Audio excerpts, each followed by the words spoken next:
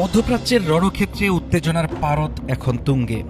ওয়াশিংটনের দেওয়া ৪৮ ঘণ্টার যুদ্ধবিরতির প্রস্তাব সরাসরি প্রত্যাখ্যান করেছে ইরান। আধা সরকারি সংবাদ সংস্থা ফার্স নিউজের দাবি, হামলা থামিয়ে আলোচনার টেবিলে বসতে রাজি নয় তেহরান। উল্টো মাঠের লড়াইয়ে কড়া জবাব দেওয়ার হুঁশিয়ারি দিয়েছে দেশটি। মধ্যপ্রাচ্যের আকাশে বারুদের গন্ধ আর যুদ্ধের দামামা। গত ২৮ ফেব্রুয়ারি থেকে ইরান লক্ষ্য করে যুক্তরাষ্ট্র ও ইসরায়েলের সম্মিলিত হামলার পর থেকেই পাল্টা আঘাতের নেশায় ফুঁসছে তেহরান।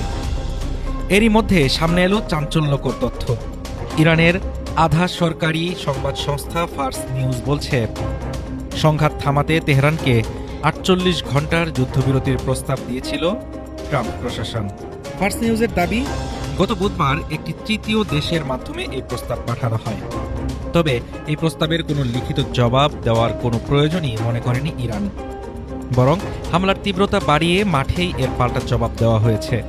যদিও এই প্রস্তাবের বিষয়ে ওয়াশিংটনের পক্ষ থেকে এখনও কোনো আনুষ্ঠানিক মন্তব্য পাওয়া যায়নি। তবে বিশ্লেষকরা বলছেন, কুয়েতের বুবিয়ান দ্বীপে মার্কিন সামরিক গুদামে হামলার পর চাপে পড়েছে পেন্টাগন। মধ্যপ্রাচ্যে অবস্থানরত মার্কিন বাহিনী যখন ক্রমাগত চ্যালেঞ্জের মুখে, ঠিক তখনই কূটনৈতিক তৎপরতা শুরু করেছে যুক্তরাষ্ট্র। কিন্তু তেহরানের অটল অবস্থানে সেই চেষ্টা আপাতত ব্যর্থ। যুদ্ধের হিসেবে বইছে রক্তের স্রোত।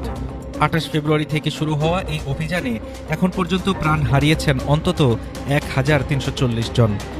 ইসরায়েল ও যুক্তরাষ্ট্রের হামলার জবাবে জর্ডান, ইরাক এবং পারস্য উপসাগরীয় অঞ্চলে মার্কিন ঘাঁটিগুলো লক্ষ্য করে ড্রোন ও ক্ষেপণাস্ত্র বৃষ্টি চালাচ্ছে ইরান।